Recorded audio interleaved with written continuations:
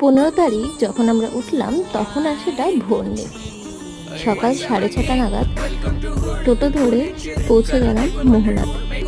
আর সেখানে গিয়ে সানরাইজ যদিও দেখতে পাইনি, কিন্তু বন্ধুরা মিলে আনন্দের কোনো কমতি হয়নি।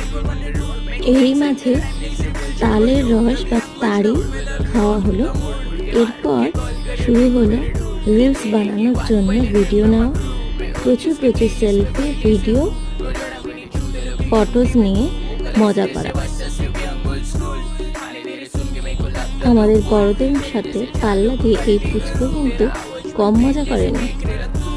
আমাদের দুজনের খানিকটা সময়ও এর সাথে ভালোই কেটেছিল। এরপর হোটেলে ফিরে রাতের দিকে খানিকটা সময় দীঘার সমুদ্রে বসে কাটাবো। Last tomorrow. Thanks for watching. Subscribe.